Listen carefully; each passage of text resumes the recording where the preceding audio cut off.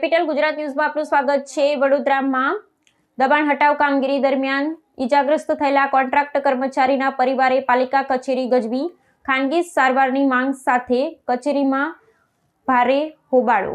3 દિવસ પહેલા કોર્પોરેશનના દબાણ શાખાની કામગીરી દરમિયાન કોન્ટ્રાક્ટના કર્મચારીને થઈ હતી ઈજા। ખાનગી હોસ્પિટલમાં સારવાર આપવામાં ન આવતા ઈજાગ્રસ્તને એમ્બ્યુલન્સમાં કોર્પોરેશન કચેરી લવાયો। પરિવારજનોને સમાજના લોકોએ કોર્પોરેશન કચેરીમાં મચાવ્યો હોબાળો। પાલિકા દ્વારા સંતોષકારક જવાબ આપવામાં આવ્યો ન હોવાનો પરિવારનો આક્ષેપ। કોન્ટ્રાક્ટરના કર્મચારી ગોપાલ રબારીને થાપાના ભાગે થઈ હતી ઈજા। ઈજાગ્રસ્તને ઈએસઆઈ હોસ્પિટલમાં સારવાર માટે લઈ જવાયો હતો। પરિવારે ખાનગી હોસ્પિટલમાં સારવાર અપાવવા માટે માંગ કરી કોર્પોરેશન ખાતે મચાવ્યો હોબાળો। દબાણ શાખાના અધિકારીએ નિયમ મુજબ યોગ્ય સારવાર આપવાની આપી ખાતરી। અધિકારી દ્વારા ખાતરી મળતા મામલો થાળે પડ્યો। ઈએસઆઈસી નંબર સાથે એને ત્યાં ઈએસઆઈસી દવાખાના માટેનું ઇન્ટરવેન્શન પણ કર્યું હતું। અમારા દબાણ અધિકારી પણ સંપર્કમાં હતા, સતત એમાં જોડે હતા, પરંતુ તેમના પરિવાર દ્વારા એવું કહ્યું કે ભાઈ અમે પ્રાઇવેટમાં એને લઈ જવા માંગીએ છીએ, એટલે પ્રાઇવેટમાં લઈ ગયા હતા।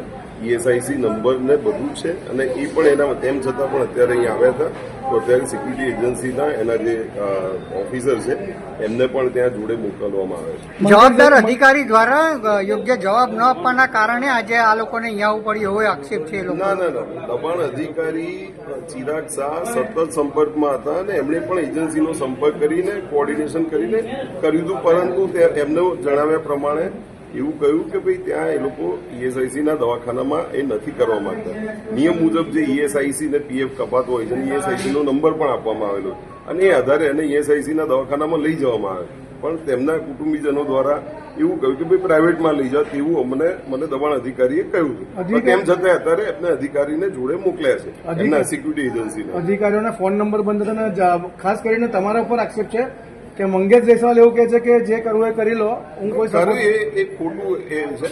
અમે તરત જ અમે જયારે ઇન્સિડન્ટ થયું ત્યારે જ અમે તરત અમારા દબાણ અધિકારીની સૂચના આપી હતી અને દબાણ અધિકારી એના સંપર્કમાં જ હતા, એવું કોઈ બાબત જ અને જે કોન્ટ્રાક્ટર છે અમદાવાદના જે લોકો પણ ધમકી આપે છે કે ભાઈ નોકરીમાંથી કાઢીશું પણ ઘરે આવીને પણ મારીશું, એવો અહીં આક્ષેપ કરવામાં આવી રહ્યા છે। ના, એવું કોઈ બાબત મને ધ્યાનમાં નથી।